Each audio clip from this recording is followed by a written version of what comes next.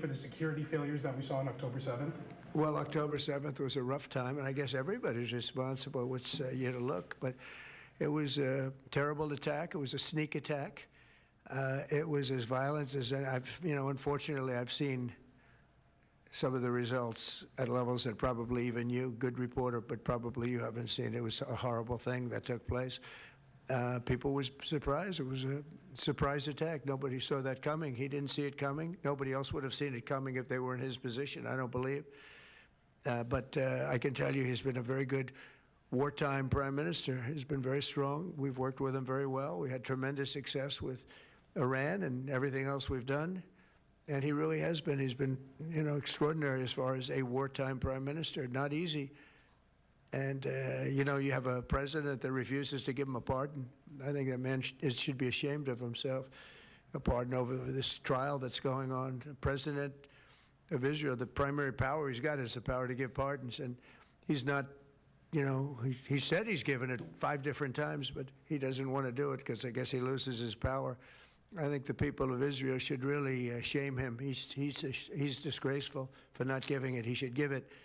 But Bibi's been a great wartime prime minister, and I've been the best friend to Israel I think that they've ever had. A lot of people say beyond presidents that they've ever had, and we will continue to be. Yes, ma'am.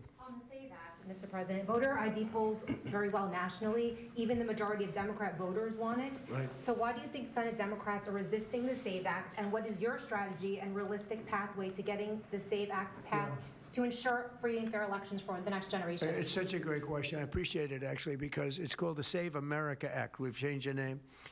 It's the Save America Act, and the Democrats are against it. I heard one of them say, we will stop the Save America Act. No, we're trying to save America.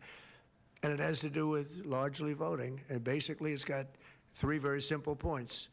It's got voter ID, photo ID, but voter ID with a photo, right?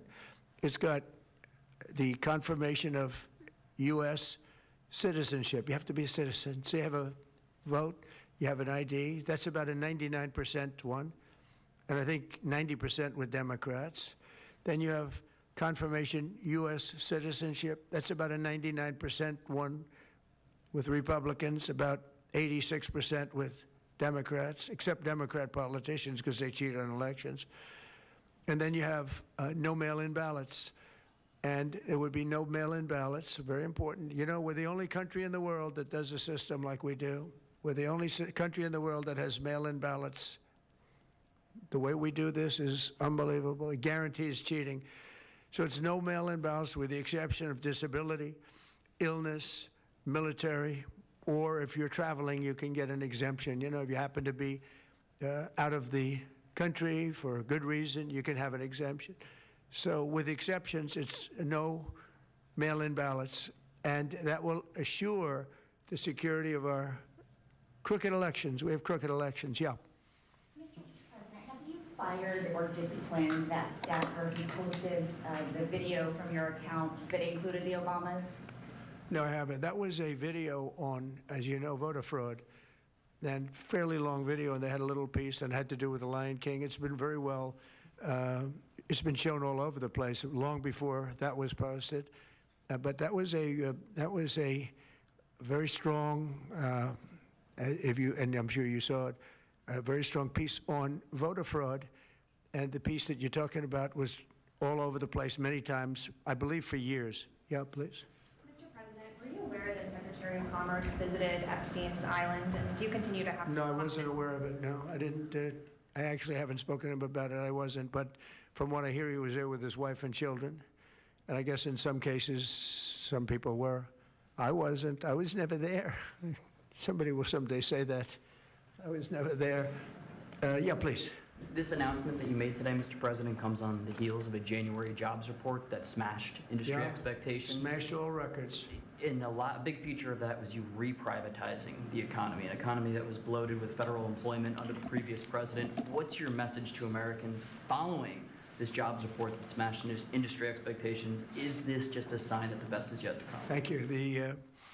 The jobs report's amazing in certain ways because we have tremendously fewer federal employees, way down. And now I could have left them and added to what we did, and we would have had almost 100% employment. I could have gotten a great kick out of the fact that we're 100% employed.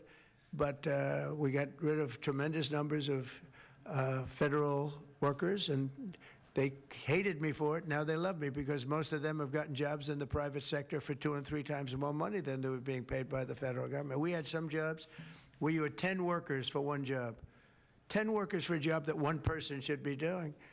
And we've gotten rid of a lot of those jobs. And by getting rid of them, these people became available to work in the private sector. And as you know, the numbers are incredible. So the job numbers are incredible. The financial numbers are beyond belief. Again, they thought it couldn't be done in 4 years, and I did it in 1 year. And the numbers you're going to see is these, I don't know if you notice also construction numbers.